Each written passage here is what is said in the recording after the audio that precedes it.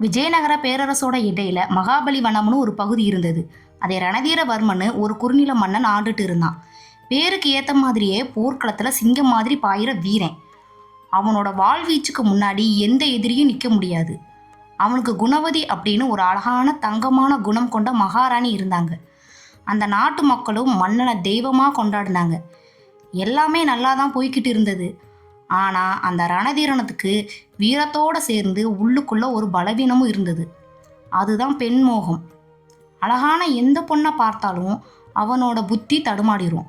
ஆனா அரசங்கிற பயத்துல எல்லோரும் சும்மா இருந்தாங்க. ஒரு நாள் மன்னன் ரணதீரன் வேட்டையாடுவதற்காக காட்டுக்குள் போயிருந்தான். காட்டு நடுவே ஒரு சுனை இருந்தது. அங்கே ஒரு பெண் குளிச்சுட்டு தன் கூந்தலை உலர்த்திக்கிட்டு நின்னாள். அவள் பேர் மோகினி, பேரழகி.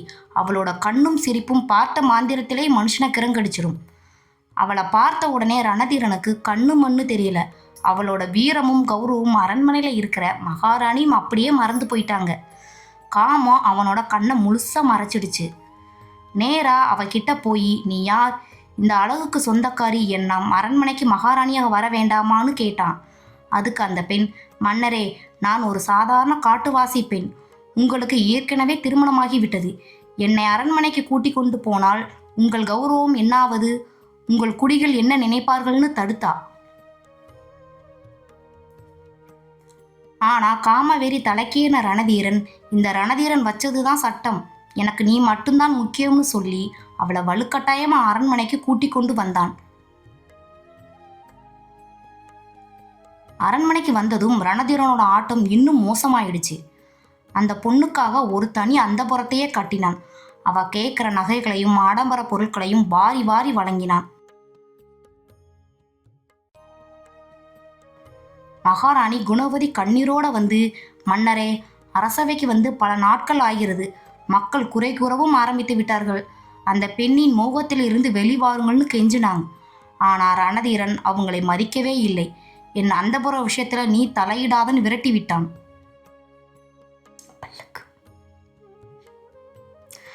நாட்கள் போக போக அந்த மோகினி அவனோட கஜானாவே காலி பண்ண ஆரம்பிச்சிட்டா.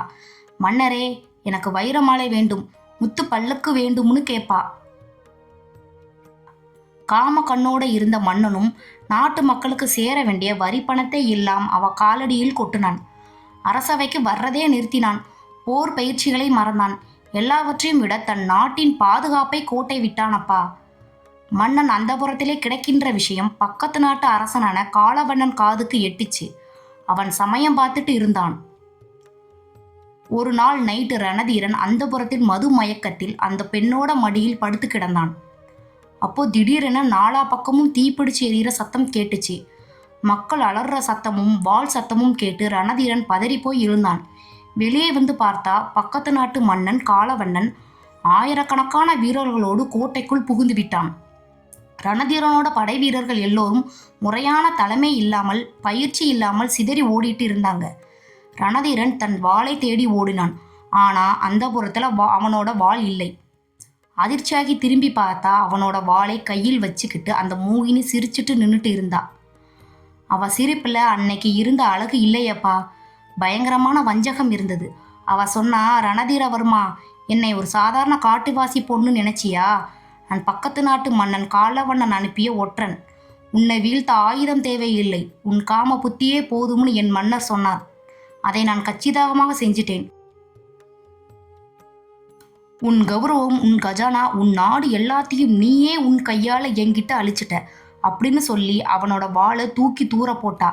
அப்ப ரணதீரனுக்கு அப்போதான் கண்ணை மறைச்சிருந்த காமத்திரை விலகுச்சு. ஆனா கரையை இழுந்த வெள்ளம் மாதிரி எல்லாமே கைமீறி போயிடுச்சு. அடுத்த சில நிமிஷங்கள்ல காலவண்ணன் வீரர்களோடு அந்தப்புறத்துக்குள் புகுந்து ரணதீரனை சங்கிலியால் கட்டி இழுத்துட்டு போனாங்க. அவனோட கண்ணு முன்னாடியே அவனோட அரண்மனையும் எரிக்கப்பட்டுச்சு. மக்கள் எல்லோரும் பெண் மோகத்தில் நாட்டை வித்த பாவி அரசன்னு அவன் முகத்துல காரி துப்புனாங்க. மகாராணி குணவதி அந்த தீயிலே விழுந்து தன் உயிரே மாய்த்து கொண்டாள். கடைசியில அந்த போர்க்களத்தில் கைகள் கட்டப்பட்டு நடுத்தெருவில் மண்டியிட்ட நின்ன ரணதீரன் வானத்தை பார்த்து அழுதான்.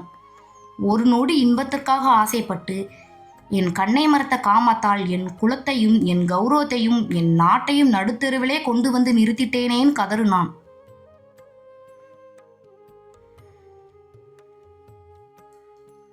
ஆனால் காலவண்ணனோட வாள் அவனோட கழுத்தே சீவி அந்த நடுத்தெருவிலே அவனை பிணமாக்கி போட்டது. பார்த்தீங்களா, ஒரு மாவீரனா இருந்தாலும் அவனுக்குள் இருக்கிற காமமும் இச்சையும் அவனோட புத்தியே மறைச்சிருச்சுனா.